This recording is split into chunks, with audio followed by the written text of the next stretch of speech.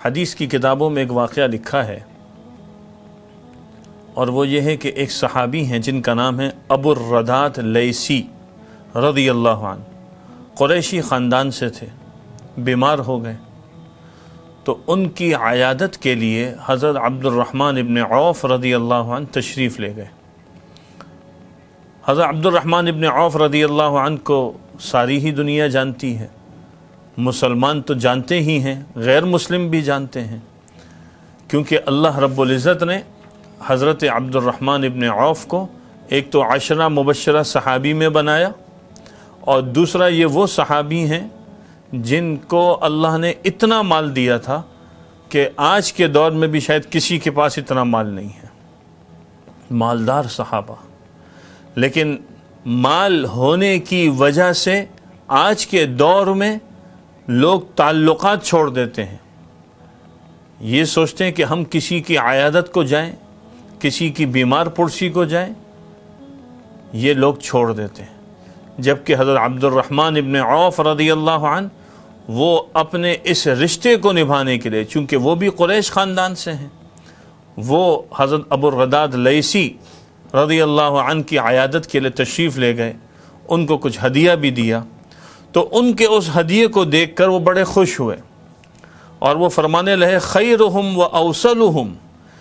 کہ بہتر آدمی ہیں اور صلہ رحمی کرنے والے ہیں، جوڑ بٹھانے والے ہیں، مال کی وجہ سے آپس کے رشتے خراب نہ کریں، تعلقات کو نہ توڑیں، رشتے ناتوں کو نہ توڑیں۔ اور پھر حضرت عبد الرحمن ابن عوف رضی اللہ عنہ کے متعلق جب انہوں نے یہ بات نقل کی تو حضرت عبد الرحمن ابن عوف رضی اللہ عنہ نے حضور اکرم صلی اللہ علیہ وسلم کی زبان اقدس سے اس حدیث قدسی کو پیش کیا کہ اللہ تعالی ارشاد فرماتے ہیں انا اللہ، میں اللہ ہوں، انا الرحمن، میں رحمان ہوں، خلقت الرحمہ، میں نے رحم کو، صلہ رحمی کو پیدا کیا ہے،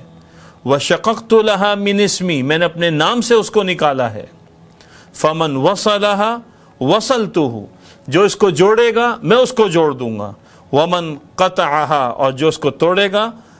بتته، او کما قال علیہ الصلوۃ والسلام، کہ جو اس کو توڑے گا میں بھی اس کو توڑ دوں گا، الگ کر دوں گا۔ خاندان میں بیماریاں آتی ہیں، حالات آتے ہیں، ساتھ رہنے میں برتن بھی جو ہے ٹکراتے ہیں، آپ ایک ڈبہ لے لیں، اس میں کچھ چیزیں رکھ لیں، وہ بھی ٹکراتی ہیں، لیکن اس کا یہ مطلب ہرگز نہیں ہے کہ ان چیزوں کے اس میں رکھنے کو ہم بند کر دیں، بلکہ یہ چیزیں آپس میں جو ٹکرا رہی ہیں ان کو قرینے سے، سلیقے سے رکھیں تاکہ ٹکراؤ نہ ہو۔ آج خاندانوں کے اندر توڑ ہے، صلہ رحمی کا فقدان ہے، اس کی وجہ سے آج ہم پر حالات ہیں، اور جو جتنا مال والا ہوتا جا رہا ہے وہ یہ سوچتا ہے میں کمزور کے پاس کیوں جاؤں، چھوٹے کے پاس کیوں جاؤں، وہ اپنی اس کو گویا کہ ایک پستی سمجھتا ہے، اپنا ضعف سمجھتا ہے۔ ہم نے تو ہمیشہ یہ بات سنی اور دیکھی کہ جس درخت پہ پھل ہوتے ہیں وہ ہمیشہ جھکا ہوتا ہے۔ اللہ نے مال دیا ہے،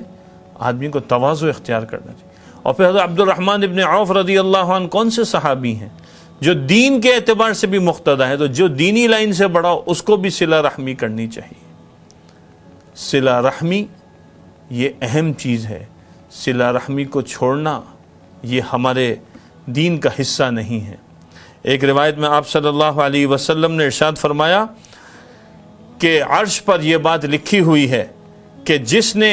صلہ رحمی کو جوڑا اللہ اس کو جوڑتے ہیں، اور جو صلہ رحمی کو کاٹ دے اللہ اس کو کاٹ دیتے ہیں۔ آج معاشرے کے اندر، طور طریقوں کے اندر، آپس کے رہن سہن کے اندر مختلف چیزوں میں تو ہم لگے ہوئے ہیں، لیکن اپنے رشتہ داروں سے دور ہیں، اپنے تعلق والوں سے دور ہیں، اور اگر ملتے ہیں تو رسمی ملتے ہیں، اور کس کے دل میں کیا ہے یہ ہر آدمی جانتا ہے۔ اغراض کی دنیا کے اندر کون کس غرض سے مل رہا ہے یہ ہر آدمی جانتا ہے۔ اس لیے ضروری ہے کہ ملاقات کریں، عیادت کریں، دنیا سے رخصت ہو جائیں تو تعزیت کریں، ان کے جانے کے بعد ان کی خبرگیری کریں، ایک روایت بخاری شریف کے اندر مذکور ہے کہ حضرت ام سلیم رضی اللہ عنہا کے گھر آپ صلی اللہ علیہ وسلم تشریف لے جاتے تھے، اور اس کی ایک وجہ یہ ذکر کی ہے کہ گرچہ وہ آپ کی رضائی خالہ بھی تھیں، لیکن ایک وجہ یہ بھی ذکر کی ہے کہ ان کے بھائی حضرت حرام بن ملحان رضی اللہ عنہ آپ صلی اللہ علیہ وسلم کے صحابہ ساتھیوں میں سے تھے، بیر معونہ میں شہید ہو گئے، تو ان کے انتقال کے بعد ان کی بہن سے دلجوئی کے لیے جایا کرتے تھے۔ تو جب دنیا سے رخصت ہو جائیں تو متعلقین رشتہ داروں چھوٹے بڑے ان کے پاس جا کر ان کی دلجوئی بھی کریں۔ یہ پیغام ہے،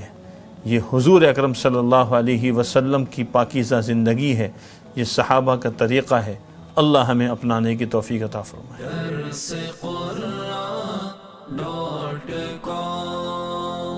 www.darsequran.com